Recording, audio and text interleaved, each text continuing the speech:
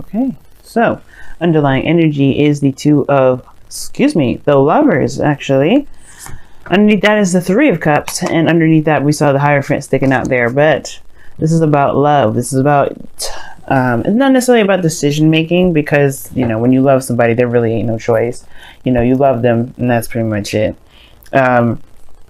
And it's really just allowing yourself to love. I feel like with the Lovers, it's like allow yourself to love instead of allowing your mind to kind of keep you from doing exactly what it is that you are led to do.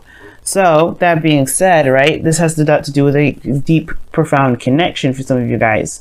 Yeah, definitely soulmates. A soulmate may be in the mix here for some of you guys out here, but this has a lot to do with your connection with someone. It could be profound, hard to explain.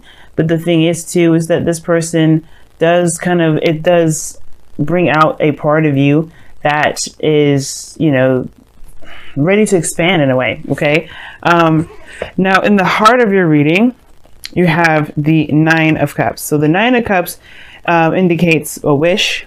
Your wish. This is the wish card, because this is talking about being content and happy where you are with what you've got. Having your wish fulfilled, right? Being happy. So this is a really good card to get. The challenge is, honestly, I feel like it's having to get there. You want to be in a content place. You want to be happy. You want to feel good about it. But the thing that's the obstacle that's crossing right now is that if it's worth the steps guided to take at the moment, the steps that's there to take. Now with the Five of Swords, this can indicate an empty victory, or feeling like there's some things that you may have to do in order to get to happiness that you may not be wanting to do in the first place. Maybe some things that you just kind of feel like would end up making you feel not so victorious even after doing that. You know what I mean? So there's this Five of Swords energy here that's keeping you from being able to feel happy. So there's some sort of process in which to go about having your happiness that may make you feel as though this isn't exactly worth the trouble, right? You're trying to figure out whether or not this is worth the worth all this, the extra sacrifices and all that. You're trying to figure out if it's worth, risking everything to kind of get what you want. Now, in the past, you have the Four of Swords. So definitely taking a rest, definitely taking a moment to relax a little bit. I feel like this is the thing, right? I feel like if you're in a relationship with somebody, it does kind of give me a bit of a feeling that there's a third party situation. Like maybe there's someone else that's involved with another person. Maybe this person is married, or this is you, right? Maybe you're married and you found someone outside of your marriage that, made you really happy, that really connects with who you are. But there's some things that you may have to go through in order for you to be together. And that may be a very hard step. And you don't know whether or not if it's worth the effort or not. For some of you guys, it may not have anything to do with marriage. It may have to do with putting yourself out there to, surrendering some sort of control, you know what I mean, or something like that. Five of Swords is talking about a sacrifice. So whatever it is that you have to sacrifice in order to get to happiness, or however you feel like, whatever you feel like you have to sacrifice, because it doesn't necessarily mean that you really do have to. Sometimes you could compromise with the Five of Swords. But it's, again, that's still like getting a piece of what it is that would make you happy. It's compromising. It's like, is it worth compromising or staying, being a stickler about what it is that you want? Now, I do feel like you guys took some time out to reflect on a lot of this. Took a lot of time to really think about what it is that you want, really heal and reflect. Because now you have the Knight of Wands, which talks about kind of going with the flow, in a sense of like doing what you love to do, doing what you want to do, only what you want to do. You could be dealing with somebody that's a little bit inconsistent, someone that's an in and out, someone that's a player, or this could indicate here that you guys are trying to, you're just kind of doing what you can in the moment, right? Doing what you want to do in the moment, not pushing it, not stressing it, not anything like that. Now, the Knight of Wands is very Sagittarian, even though it can represent an Aries or a Leo. And I do feel like for some of you guys, with the Knight of Wands coming up, it could indicate that you guys, may be dealing with somebody that, is very passionate, very exciting. May have an age difference too, because he did have the Hierophant. We just see that pop out just a little bit. So it could be that this person's has a different age, and that may be something that may be difficult for you to kind of transition you know, trying to figure out whether or not it's the, you know, if you can handle the age difference for some of you guys. Because ultimately everything leads to a choice. You have the Two of Pentacles that leads to the future. You have to make a practical decision, but it's a decision based off of your emotions. So whatever this Two of Pentacles is, I don't know if you're distracting yourself or you're trying to actually make a decision here, but it's most important that you focus on, or you look at what you feel about these options, because you know, you can pick any of the two, but if they, you know, if they don't do anything for you, I mean, you got to figure out which ones really resonate with your emotions, how they make you feel. This is a relationship, not a business. So it does kind of make sense, right? To kind of have to make practical decisions regarding your love life from the heart. So the thing is, right, your goal, aim, ambition is the Two of Wands. So this is really talking about making a decision and going for it, you know, just going ahead and just making it happen. You know, there's no right or wrong way of how to build a relationship. So whatever path that you take, it's totally fine. And I feel like that's your goal. You just want to make a decision and do something about it. You really want to just go in some sort of direction and make this relationship something, you know, or do something with this connection that you've got, right? The Knight of Wands is super passionate and super eager to go. And I feel like that's you guys. You're pumped. You're ready to go. You're excited about the, you know, the connection that you have, how you're feeling. You feel driven, and that Two of Wands to me is like definitely ready to take on the relationship that you got. Now your external energy is the Fool, so you're definitely starting a new beginning, or there's a new beginning that's definitely coming up in this, you know, with the Knight of Wands energy. So this is good, right? So you know, you're coming into it with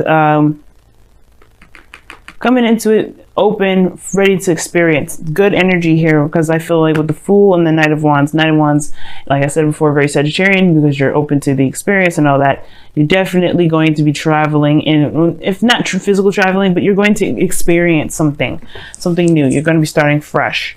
And I feel like that, you know, that is a good approach to everything. Because in your outcome, you have the Four of Cups. Yeah, Four of Cups. So Four of Cups, man, that's good, because I mean, it's not good actually, kind of, because it can indicate feeling stuck, and it's stuck on the Three Cups that you've been looking at before. Remember, this is underneath. So Three Cups talks about support, people that are around you, close net groups, family. And it could be that the Four of Cups you know, you may be feeling stuck in your emotions, not sure of, you know, of taking that risk, of taking a leap of faith. But in a way, it looks like you already are. Like you already are, but it feels like you kind of get stuck. I'm going to pull a clarifier for your outcome, because I wonder why you have so many good cards here, but then get stuck here at the outcome.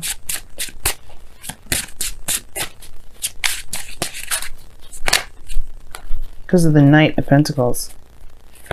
Because you change your mind, maybe? Somebody changes their mind. Someone changes how they feel, or somebody's emotions change. Or perhaps somebody that comes back from the past that you know definitely appears, and you're not sure if you're gonna get the same old BS, or if you're gonna get something new. Yeah, that's a hard one. Knight of Cups and the Knight of Wands.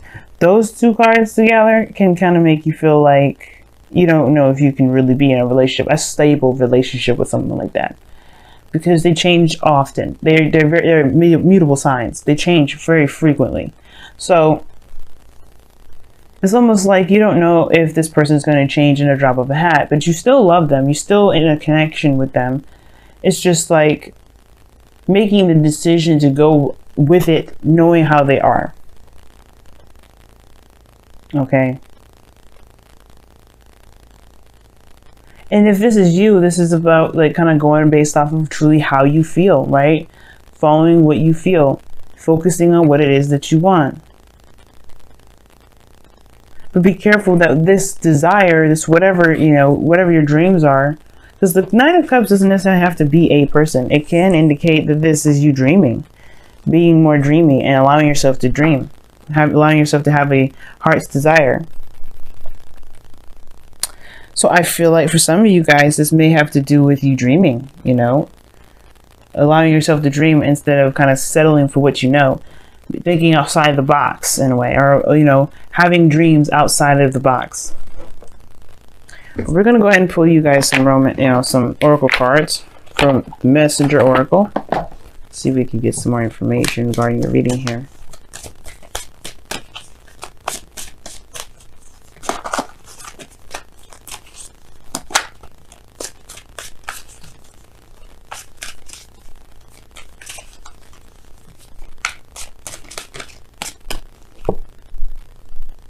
We are all connected. Wow, nice. And we are. This is saying, like, this is really talking about the lovers that you got here in your underlying energy. And it's like we all are going through very similar things. Soulmates, especially when we come in together, we have very similar things, in common. But the connection is real. That's the thing that I want to point out for a lot of you guys out here. Your connection is definitely real. Being in the moment with it is very good. But the Five of Swords is almost like you're not sure if it's worth being involved with the person, perhaps. I'm going to actually pull a clarifier for the Knight of Wands because, it's cool and all that you go from this to this, maybe having a lot more fun. But the Five of Swords is like, yeah, but, there's a doubt here.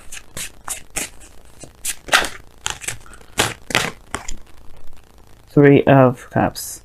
Why is the Three of Cups coming up? Maybe reuniting with somebody, reconnecting with somebody that's a fire sign, or did you feel unreliable? Oh wow, it's literally this here. So this person is definitely, this Knight of Wands is definitely someone that you love. Or this could be the work that you're doing that you enjoy, that you really, really enjoy, I don't know why I keep saying enjoy, sorry. But this is something that you can feel very passionate about, that really drives you. Now, for some of you guys, I really feel like this is, this is a workplace. This is in a workplace for some of you guys, or this is having to do with the people that you are surrounded with, or this is someone that's very close to you, perhaps someone that's a friend that wants to become more, or you feel a very strong connection with a friend. Someone that you have a great time with, but you feel like there's more to the story. There's more to it. And I feel like that's the thing, because you know the nature of this individual, someone that's that only goes and does what they want to do, it's hard to kind of figure out whether or not it's worth pursuing or not. Is it worth, being selfish about it and going ahead and just trying to make it happen? Or not. Let me go ahead and pull you guys your wisdom of the Oracle. See what you guys got. Very interesting reading this time, Scorpios.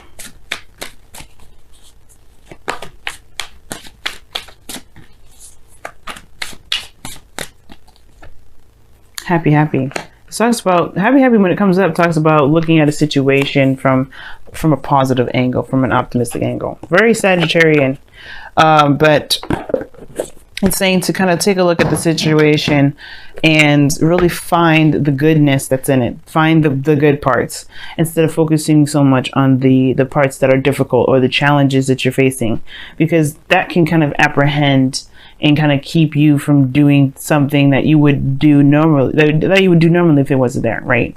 It's like, okay, those factors are a part of it, right? Don't completely discount those. But what else, what good stuff can you get out of this relationship? What are you truly getting from this connection? You got cards in here that indicate you have to make a decision, but you already have, reflected and taken time, and that means, I feel like that means you had a truth. Now, for some of you guys, there may have been a pause in the relationship as well. Maybe you guys have had some time of distance, and maybe this person travels a lot. But I feel like that's the thing. It's hard, perhaps, to have somebody that's long distance, and you're trying to figure out whether or not it's worth continuing to pursue, or it's worth, kind of fighting for in a way. What sacrifice do you feel like you have to make to have this connection with this person that you believe is a traveler, rather than someone that settles down and stays in one space? Either way, this is a new beginning. You know that you're in love with this person. You know that you're connected with this person. And it's like, what are the good attributes about the relationship that would encourage you to move forward? Because you already know what you may have to sacrifice. You already know what some things that you may have to just compromise on. Like some things that you're just going to be like, okay, well, this has to happen.